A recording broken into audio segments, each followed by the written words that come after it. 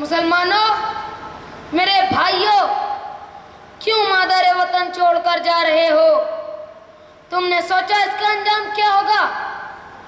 तुम्हारे इस तरह फरार होते रहने से ये हिंदुस्तान में बसने वाले मुसलमान कमजोर हो जाएंगे और एक ऐसा भी वक्त आ सकता है जब पाकिस्तान के इलाकाई बाशिंदे अपनी अपनी जुदागाना हैसियतों का दावा लेकर उठ खड़े होंगे।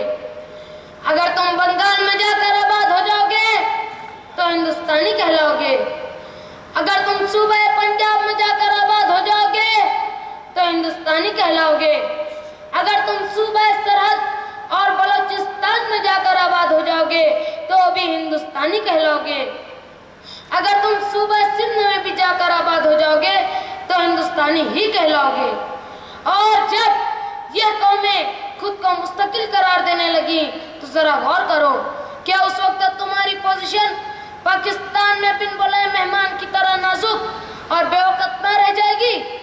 देखो और गौर से सुनो, हिंदू तुम्हारा मजहबी मुखालिफ तो हो सकता है मगर वतनी मुखालिफ नहीं, और तुम इस सूरत हाल से निपट सकते हो, मगर पाकिस्तान में तुम्हें किसी भी वक्त कौमी वतनी मुखालिफतों का सामना करना पड़ जाएगा जिसके आगे तुम बेबस हो जाओगे।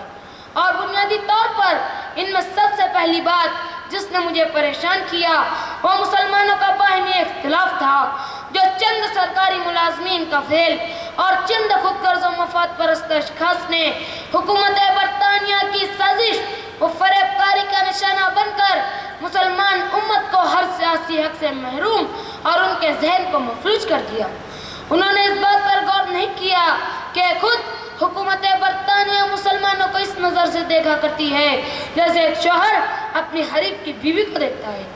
और पिछले दिनों लखनऊ के एक इज्तिमा से भी ये बात कह चुका हूँ कि उन बर्बादियों में जो 1947 के बाद होती रही हैं, बदकिस्मती से हर फिरका परस्त जमात के लोग इसमें इजाफा करते रहे हैं और कोई जमात ऐसी नहीं रही है जिसके दामन पर खून का धब्बा न लगा हो। मैं आपसे दरख्वास्त करता हूँ कि जिस दरवाजे से फिरका परस्ती आई है उस दरवाजे को बंद कर दें। मेरे अजीज़ान ग्रामी, मैं आपसे बात मालूम करना चाहता हूँ कि अगर आप किसी कूंचका नाश पर एक रेशमी लिहाफ डाल दोगे तो क्या आप ये साबित कर सकेंगे कि ये मुर्दा लाश नहीं है? अल्लाह अलीम है। मुझे सूरज और चांद के वजूद का इतना यकीन नहीं जितना हक की कामयाबी और बातिल के खुसरान पर ईमान है। कोई सच्ची बात इसलिए तर्क नहीं की जा सकती कि लोग इस पर एतबार नहीं करेंगे।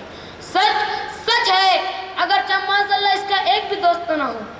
सच्चाई की बातें और हकीकत पर हमारा एतमाद है और आला हक और अम्र बिल मारूफ का फर्ज शरई खौफ व जुनून में हुजूम शुबहात के साथ नहीं टिक सकता। अगर दिन में तुम्हें चिराग की रोशनी धुंधली नजर आती हो तो ये उनकी आंखों का ज़ाफ है। उनकी खातिर चिराग गुल नहीं किए जा सकते। मैं मुसलमान हूँ और मेरे यकीन के लिए फ़र्ज बनता है कि जो अल्लाह की किताब और मेरे नबी की शरीयत ने बताया, मेरा एतकाद है कि आज़ाद रहना हर फर्द और कौम का पैदाइशी हक है। कोई इंसान या इंसान की हुकूमत ये हक नहीं रखती कि खुदा के बंदों को अपना महकूम बनाए। महकूमी और गुलामी के लिए कैसे ही खुशनुमा नाम क्यों न रख लिए जाएं, लेकिन यह गुलामी ही है और खुदा की मर्जी और उसके कानून के खिलाफ है। मेरे अजीज़ान ग्रामी, आप जानते हैं कि वो कौन सी चीज़ है जो मुझे यहाँ ले आई। मेरे लिए शाहजहाँ की इस यादगार मस्जिद में पहला इज्तिमा नहीं। तुम्हें याद है, मैंने तुम्हें पुकारा और तुमने मेरी ज़बान काट डाली। मैंने कलम उठाया, तुमने मेरे हाथ कलम कर दिए।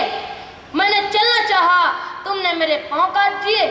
मैंने करवट लेनी चाहिए और तुमने मेरी कमर तोड़ दी।